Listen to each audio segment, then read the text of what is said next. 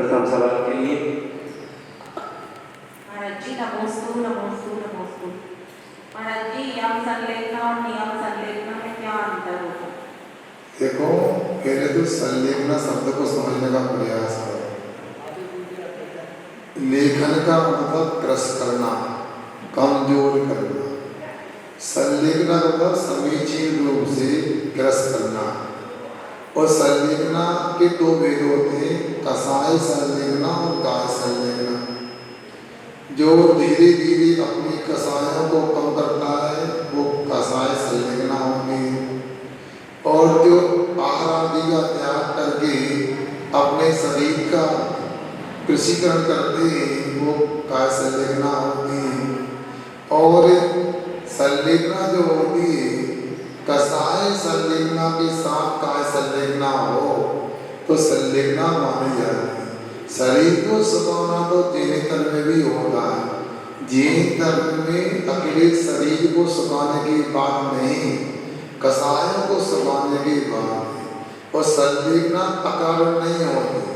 आचार्यों ने संलेखना के कारण बताया उपसर्ग होने पर, ऐसा उपसर्ग जिसका प्रतिकार संभव नहीं, दुर्भिक्ष ऐसा दुर्भिक्ष इसका प्रतिकार नहीं, बुढ़ापा ऐसा इसका प्रतिकार संभव नहीं, और इसके उपरांत ऐसा रोग जिसका प्रतिकार संभव नहीं। ऐसे समय में धर्म की रक्षा के लिए शरीर का त्याग करना ये संलेखना कहलाती है। ठीक,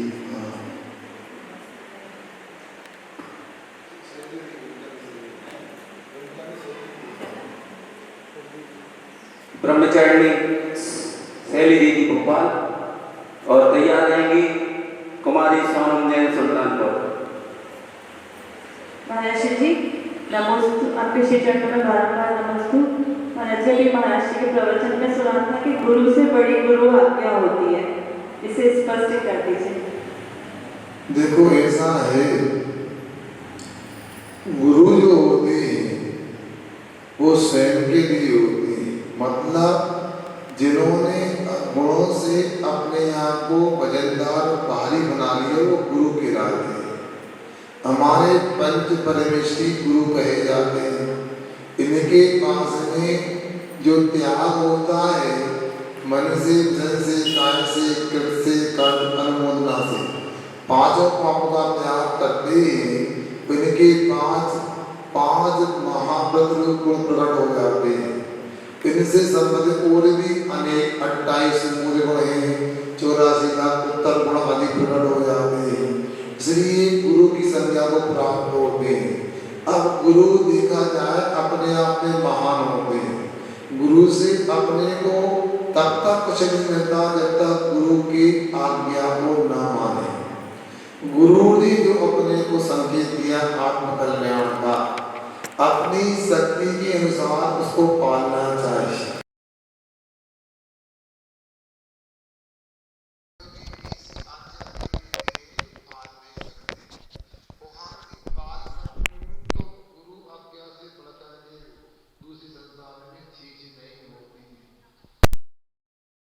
हम नहीं पाल पाते हैं, गुरु के पास पूरे विनीत भाव से निवेदन करो कि हमारी सामर्थ्य नहीं, कृपा करके कुछ दूसरा मध्यम मार्ग बतलाए। मगर ऐसा नहीं गुरु से हम जाके कहें हमें आज्ञा दो और बाद में आकर के हम अपने आप को भाई आज्ञा का पालन करने में समर्थ नहीं पाए या आलस करें, प्रमाद करें, ये तो बहुत बड़ा दोष होता है। यदि गुरु आज्ञा, गुरु वचन एक साधु के उपकरण में आता है। अभी आपसे पूछे मुनि महाराज के कितने उपकरण होते हैं, बताओ जल्दी करो। साधु के कितने उपकरण होते हैं? हाँ, हमने भोपाल में ही बताया था, क्या करें भूल गए। गुरु के, साधु के 4 उपकरण होते हैं। कितने बताओगे आप? साधु के 4 उपकरण होते हैं। आपने बाहर की दृष्टि से देखा है पिछी का मंडल 7 के बाह्य उपकरण है, मगर कुंद स्वामी के लिए आध्यात्मिक दृष्टि से विचार करो तो 4 उपकरण होंगे। हो जीर्णमग्गे लिंगं देवन्ति वणितं गुणवैणं विगुणो शुद्ध चरणं दीप्तं। क्या जीर्ण मार्ग में उपकरण 4 होते हैं। उपकरण किसी में नहीं, जो उपकार करते हैं उपकरण कहलाते हैं। पहला इथा जात मुद्रा, मतलब अंदर से कसाय नहीं, पाक से वस्त्र आदि नहीं, ये इथा जात मुद्रा पहला उपकरण है। दूसरा विनय होता है। तीसरा शास्त्रों का अध्ययन है। और चौथा गुरु वचन का उपकरण होता है। गुरु के वचन मोक्ष मार्ग में उपकार करने वाले होते हैं। इसलिए अध्यात्म में गुरु वचन, गुरु आज्ञा, गुरु आदेश को उपकरण की संज्ञा दी है। अब सोचो, जब तक गुरु आज्ञा गुरु वचन नहीं पाला जाएगा तब तक कभी भी कल्याण संभव नहीं, आत्मा का उपकार संभव नहीं। इसलिए गुरु से बड़ा गुरु आदेश या गुरु से बड़ी गुरु आज्ञा होती है। और वैसे भी कहते हैं भैया, पिता को मानते हैं, पिता की बात नहीं मानते, ये अच्छा नहीं मान लोग व्यवहार में। कहते हैं गुरु को मानने से बड़ा गुरु आज्ञा मानने वाला होता है। और गुरु आज्ञा में गुरु तो अंतर करके होते हैं, किंतु गुरु में गुरु आज्ञा करके नहीं होती, गुरु आज्ञा बड़ी होती है। महाराज जी, एक जिज्ञासा और इसी से जुड़ी हुई, समर्पण शब्द का सही अर्थ क्या है? अपने दिमाग को पूरी तरह स्टॉप कर देना। समर्पण शब्द का अर्थ क्या होता है महाराज जी? अपने दिमाग को पूरी तरह रोक देना। देखो ऐसा रहना है, मूल में अर्पण शब्द है। ज्यादा मुझे आगे अर्पदास से बना शब्द होगा, लेट पर अच्छा लगा अर्पण होना आने अर्पण आने उनके प्रति अधीन हो जाना, उनके अनुसार अपना जीवन बनाना। यहाँ सब लगा दी, समर्पण बन गया। समीचीन रूप से समर्पित हो जाना, समीचीन रूप से उनके हो जाना, ये समर्पण कहलाता है। मगर समर्पण किसके लिए होना, ये ध्यान रखना, जिससे हमारे आत्मा का कल्याण हो। ऐसे परमार्थ बोध देव शास्त्र गुरु को अपना जीवन दान कर देना सच्चा समर्पण होता है। फिर कुछ भी नहीं सोचना कि ये क्यों कहा गया। उनने कहा उसमें किंचित मात्र भी मन में विचार नहीं। क्यों कहा? जैसे एक लफ्ज से कहा जोड़ना चाहे, अंगूठा दे दो, अंगूठा काट के दे दिया उसने। ये होता है गुरु के प्रति शिष्य का कर्तव्य। यह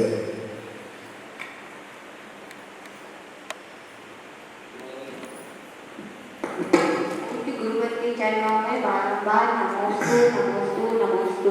महाराज श्री निश्चय है, उपयोगन है, किसे कहते हैं और इन दोनों में क्या अंतर है? पूज्य गुरुवर के नमोस्तु नमोस्तु नमोस्तु है कि निश्चय है, उपयोगन है, किसे कहते हैं और इन दोनों में क्या अंतर है? देखो बेटा, अच्छा प्रश्न किया आपका। वेद सो व्यवहार, अभेद सो निश्चय। क्या बात? वेद तो व्यवहार और अभेद सो निश्चय। समझ में आ गया? अब सुनिए, जैसे जिस बर्तन में, जिस घड़े में, क्या घड़े में घी रखते हैं उसको घी का घड़ा कहना।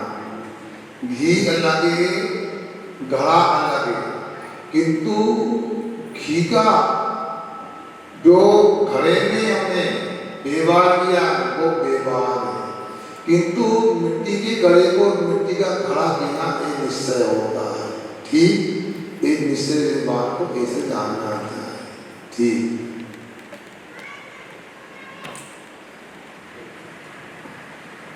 श्री राजकुमार जी जैन भोपाल और तैयार रहेंगे कुमारी भैया।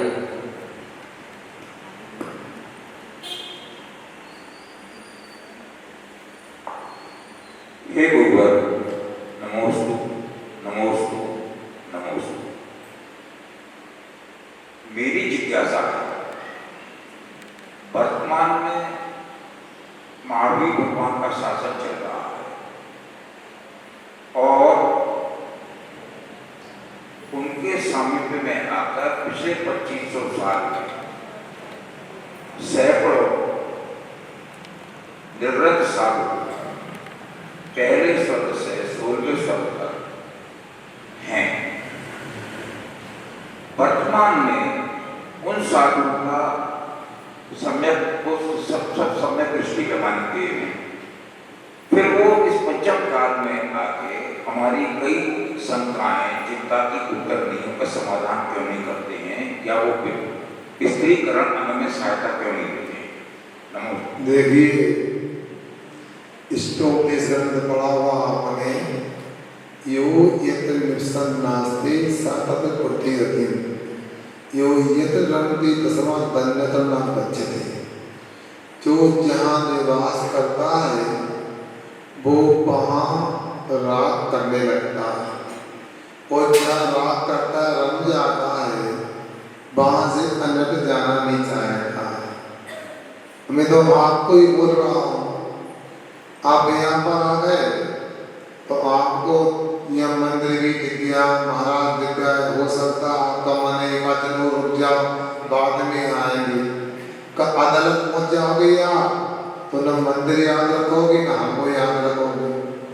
यदि आप भोपाल में रहते हो तो आपको भोपाल याद देता है, बेंगलोर चले जाते हो तो भोपाल को भूल जाते हो, जब अमेरिका जाते हो तो बेंगलोर याद नहीं देता है। कुछ दिन तो प्रारंभ में लगता है कि अरे बोर हो रहा है, क्या हो गया, मगर कुछ दिनों के बाद ऐसे हम रम जाते हैं, रंजायमान हो जाते हैं, पूर्व को भूल जाते हैं। जबकि यहाँ गिरधगंज में, भोपाल में, बेंगलोर में बहुत ज़्यादा अंतर नहीं है भौगोलिक दृष्टि से, बाह्य दृष्टि से, मगर मर्द लोग उसको मनुष्य लोग बोलते हैं। यहाँ और स्वर्ग में बहुत ज़्यादा अंतर है, क्योंकि यहाँ के सुख को तो आप बोल सकते हैं अंत करके आप आए कि भोजन में क्या किया, कैसा बना, बता दो गया, मगर पूजपा स्वामी ने कहा है ना के ना तो सौम सौत्यम ना के ना सौम्य। स्वर्ग में स्वर्ग का सुख स्वर्ग में स्वर्ग के समान होता है, यहाँ उसकी कोई उपमा नहीं, कोई तुलना नहीं। इसलिए वहाँ जाकर के सम्यक दृष्टि हो या मित्र दृष्टि हो, फिर अपने अपने काम में ऐसे लग जाते, यहाँ उनको लगता है आवश्यक नहीं जाने का। एक बार सम्यक दृष्टि की होते ही वो तत्व की चर्चा पूर्व अर्चा में लग जाते हैं। आपको लग रहा है कि हमारे यहाँ में मंदिर की रक्षा क्यों करते, मूर्ति चोरी हो गई, वो कहती है भैया इनके चक्कर में कहाँ पड़ो, अकटन जिनालय जाओ, नंदीश्वर जाओ, 5-6 कुलाचल पर्वत पे जाओ, 30 कुलाचल पर्वत पे जाओ, विदेश क्षेत्र में तीर्थंकर के पास जाओ। आप लोग भी जब कोई बड़ी उपलब्धि हो जाती है छोटों को भूल जाते हो। सुंदर की सोर है तुम लोग। आचार्य विद्यासागर जी महाराज ने आ जाते तो हमारे सामने कौन आ रहा होगा? यदि श्रीमंदर परमात्मा आ जाए तो विद्यासागर जी को भी कौन याद रखेगा बताओ? पक्का है ये, सुनो, आप मानो नहीं मानो, ये आपको ये रजगरा के लड्डू तब तक अच्छे लगते हैं जब काजू बदली नहीं मिलती। बोलो तब तो काजू बदली और लड्डू रजगरा का रख दिया जाए, क्या खाओगे? नहीं, देखो दोनों नहीं।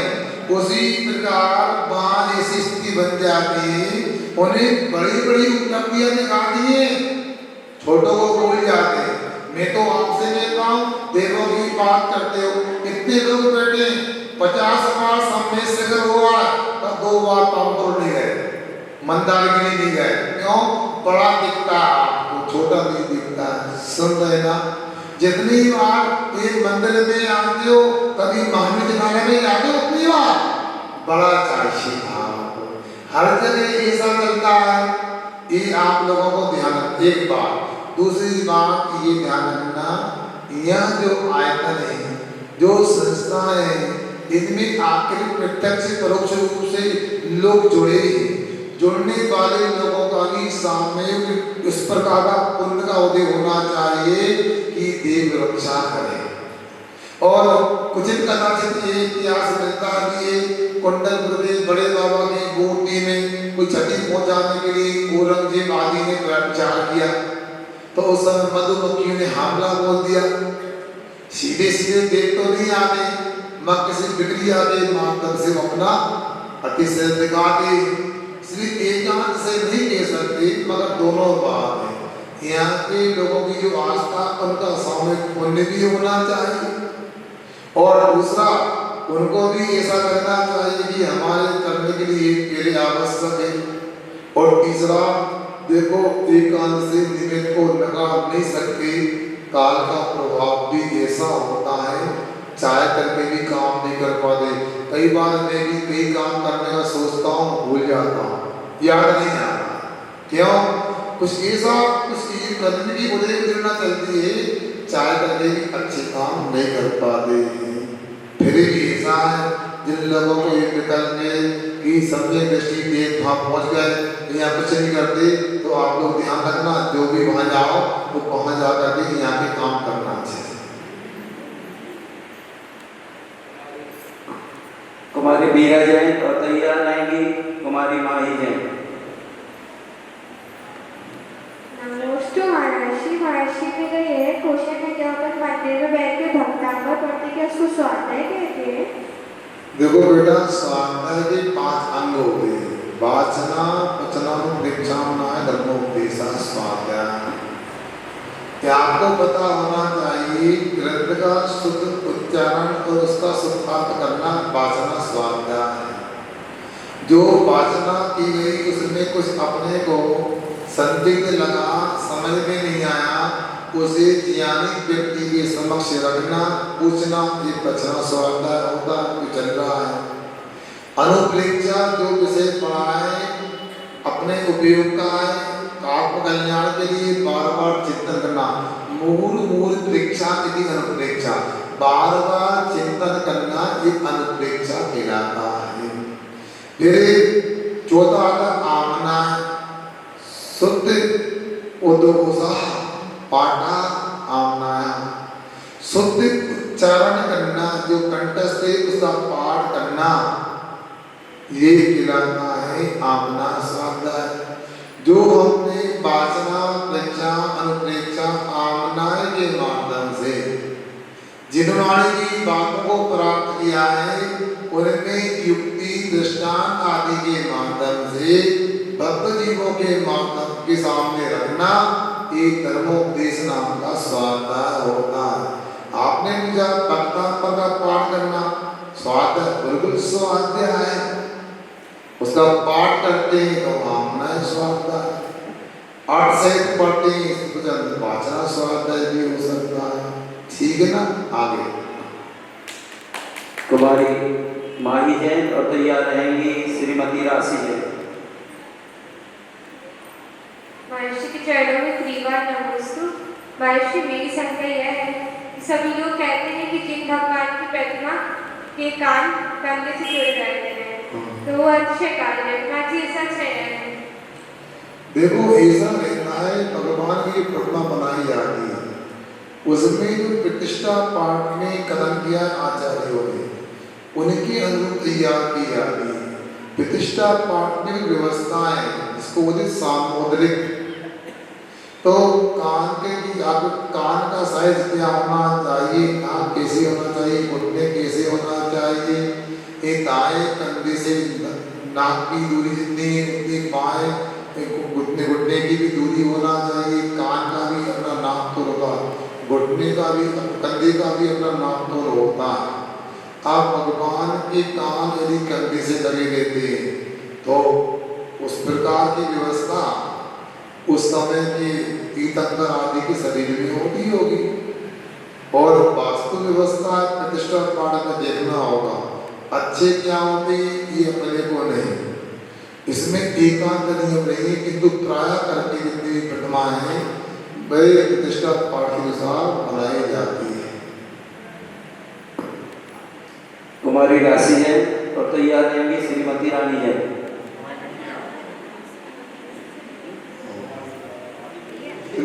पुराना होगा फिर तो कुमारी थी। परम उपकारी पूर्वक श्री चरणों में मेरा बारंबार नमोस्तु नमोस्तु नमोस्तु। महाराज जी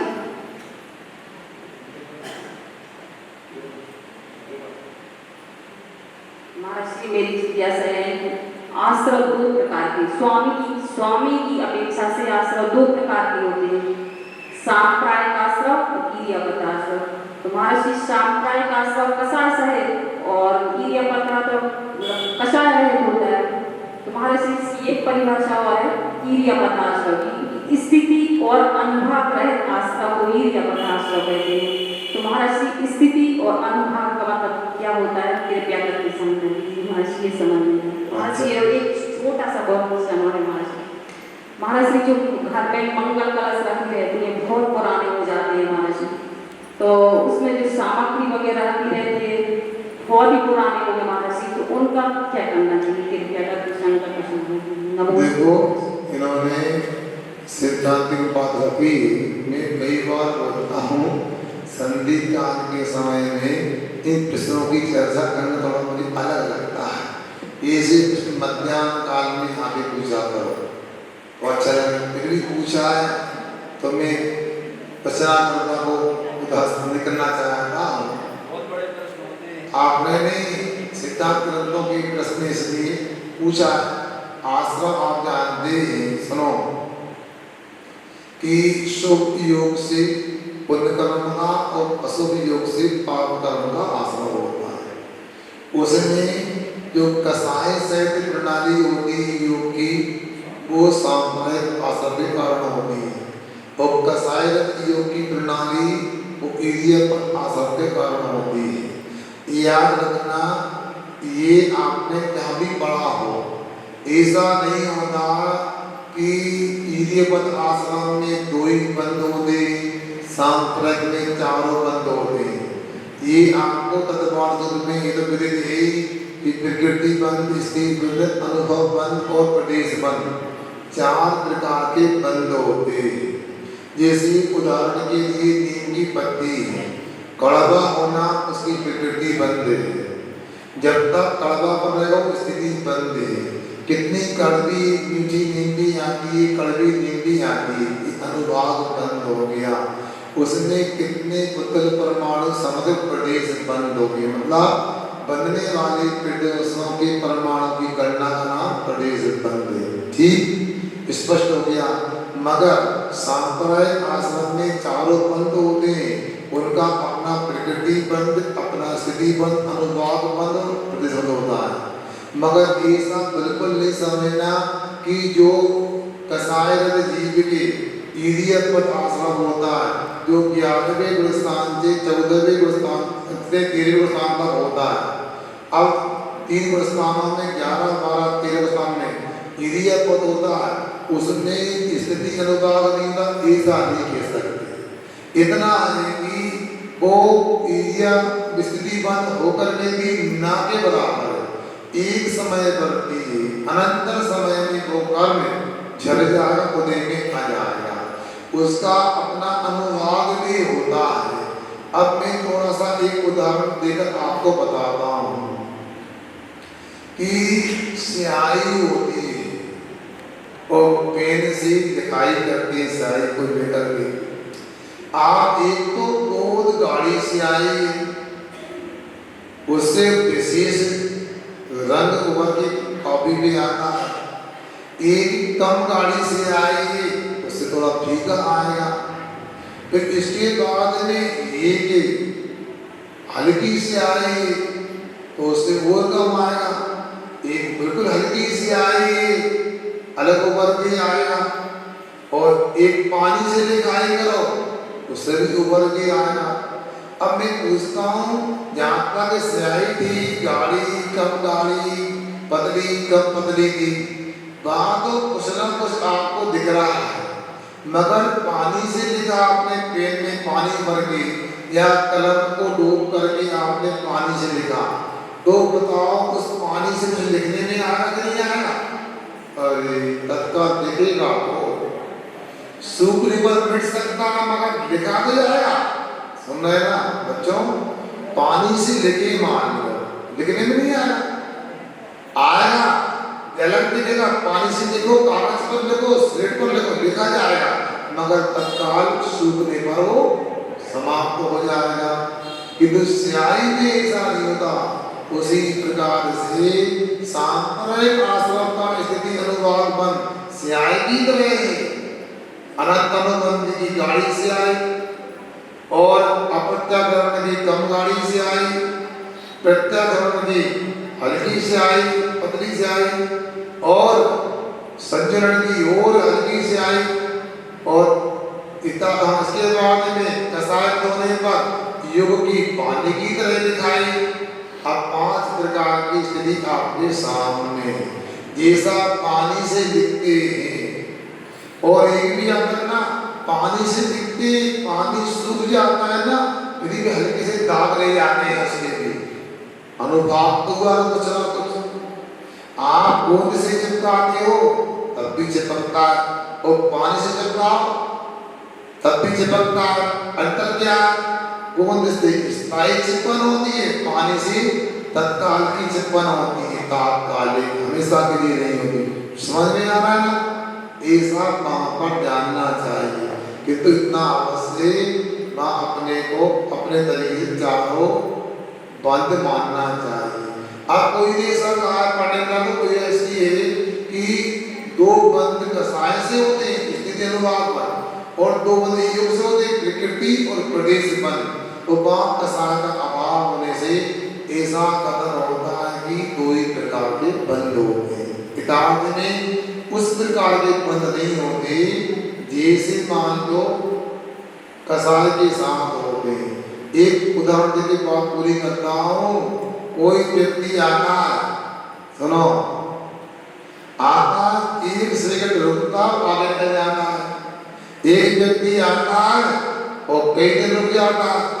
जो कई दिन रुका है, हाँ यार रुके महाराज जी 3 महीने से रुके। एक महाराज जी आए और गए, वो आने नहीं माने क्यों भैया, उन्हें दर्शन किए थे, एक दिन आहार भी किया था। वो आप क्या बोल रहे हैं, रुके नहीं थे? एक दिन रुके थे, इसको रुकना कहते हैं क्या? बोलो, रुकना कहते हैं क्या?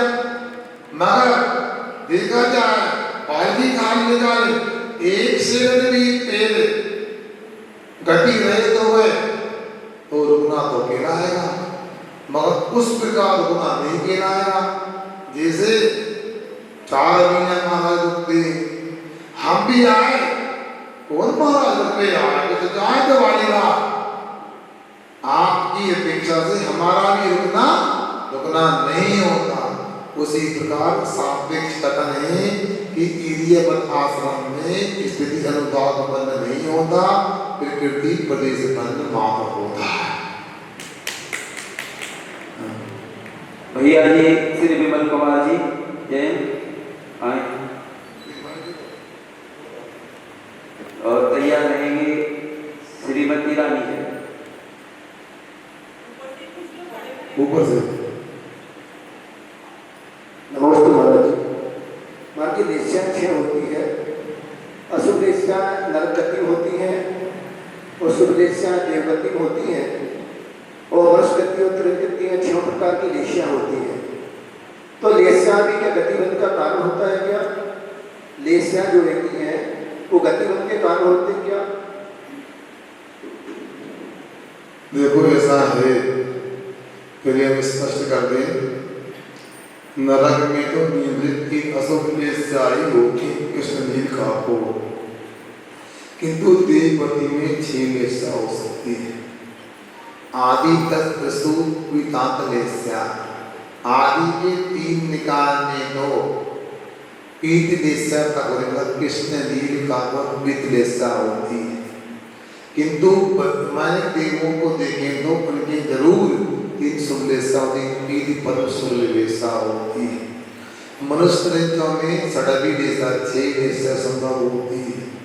अब आपने पूछा कि गति बंद को लेकर के भैया आपको कहना चाहता हूँ गति बल तो प्रत्येक जीव की हमेशा चलता है,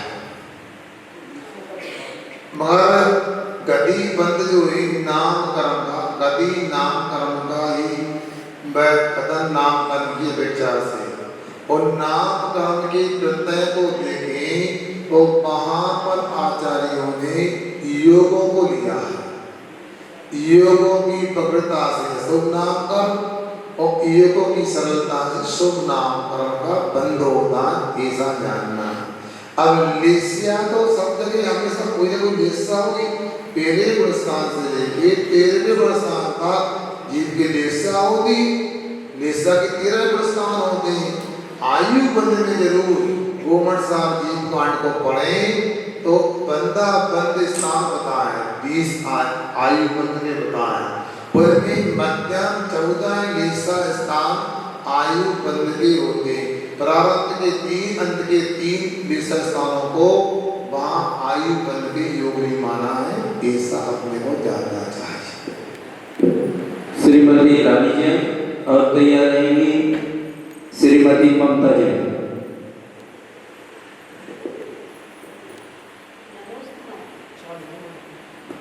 नमोस्तु मानसी, वृद्धि को किस तरह की चर्या करना चाहिए?